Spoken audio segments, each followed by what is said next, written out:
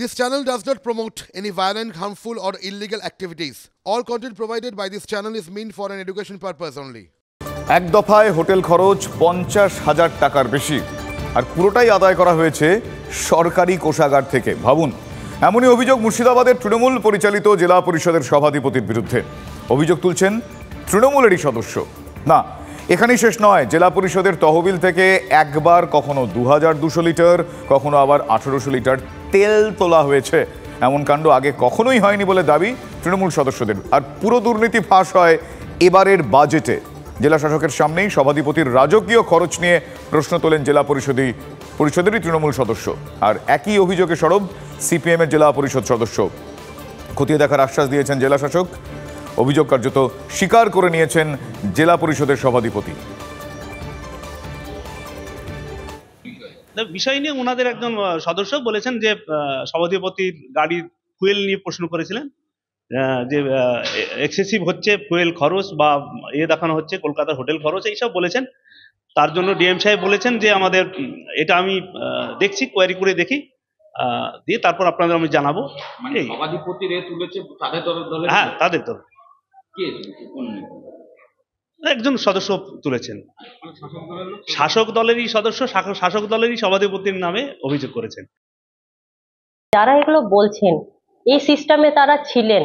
তিনি বললেন কারণ হচ্ছে এই জায়গাটা এরকম হয়তো হয়ে থাকে এই জেলা পরিষদে, তিনি ছিলেন বিগত দিনে বা তারা ছিলেন। মেম্বার আছে যারা ব্যক্তিগতভাবে আমার কাছে বলে যে তেলের কথা আমি দিই, আমি বলি যে আমার এখতিয়ারে যেটা আছে আমি করি কিছু মেম্বারের জন্য, বা সেইটা নিয়ে এবার এতটা অ্যামাউন্ট বলছে এইসব নিয়ে তাদের ব্যাপার, সেটা আমি ইন্টারেস্ট নেই আর আমি এই নিয়ে ইন্টারেস্ট দেখাতেও চাই না।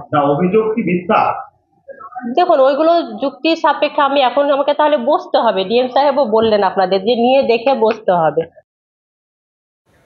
অন্যদিকে মন্দির বাজারে তৃণমূল বিজেপি সংঘর্ষে এক প্রকার রক্তারক্তির পরিস্থিতি। গুলি চলেছে সেখানে, দফায় দফায় বোমাবাজি হয়েছে। গুলিবিদ্ধ হয়েছেন একজন বিজেপি কর্মী। আশঙ্কাজনক অবস্থায় হাসপাতালে ভর্তি তিনি। বোমার আঘাতে জখম হয়েছেন বেশ কয়েকজন। মন্দির বাজারের খেলারামপুরের ঘটনা এটি। ঘটনাস্থলে মোতায়েন রয়েছে বিশাল পুলিশ বাহিনী। রাজনৈতিক সংঘর্ষে রণক্ষেত্রে চেহারা নিল দক্ষিণ 24 পরগনা জেলার মন্দির বাজারের খেলারামপুর গ্রাম।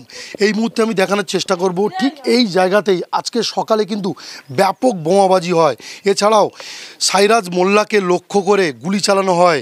এই মুহূর্তে গুলিবিদ্ধ অবস্থায় সাইরাজ মোল্লা ডায়মন্ড হারবার মেডিকেল কলেজ হাসপাতালে চিকিৎসাধীন। এছাড়াও বেশ কয়েকজন বোমা এবং গুলির আঘাতে জখম হয়েছে বলে এলাকার বাসিন্দাদের দাবি।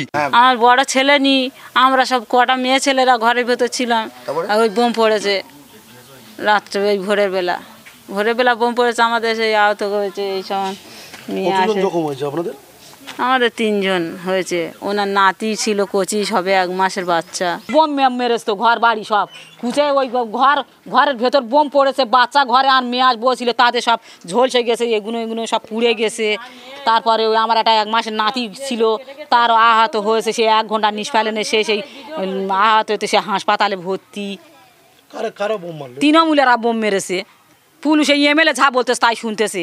এমএলএ থানায় বসে আছে, থেকে এইগুলো করাচ্ছে এমএলএ। ইতিমধ্যেই বেশ কয়েকজনকে আটক করা হয়েছে। মন্দিরবাজার থানার বিশাল পুলিশ বাহিনী গোটা গ্রাম জুড়ে টহল দিচ্ছে। তবে গ্রামবাসীদের আতঙ্ক কাটাতে পুলিশ ইতিমধ্যেই সমস্ত বাসিন্দাদেরকে আশ্বস্ত করার চেষ্টা চালাচ্ছে। মন্দিরবাজার থেকে ক্যামেরায় সৌভিকের সঙ্গে শুভেন্দু হালদার, TV9 বাংলা। জিএসটি ফাঁকির অভিযোগে কেন্দ্রীয় এজেন্সির তল্লাশি। কলকাতা এবং শহরতলির 10 জায়গায় হানা। একাধিক সংস্থার অফিস এবং সংস্থার মালিকের বাড়িতে অভিযান কেন্দ্রীয় এজেন্সির। একদিকে দেখুন ইছাপুর, হাতিবাগান, সল্টলেক, রাজ্যের 10 জায়গায় কেন্দ্রীয় এজেন্সির হানা। জিএসটি ফাঁকির অভিযোগ। বেশ কিছু সংস্থা এবং সেই সংস্থার মালিকদের বাড়িতে হানা কেন্দ্রীয় এজেন্সির।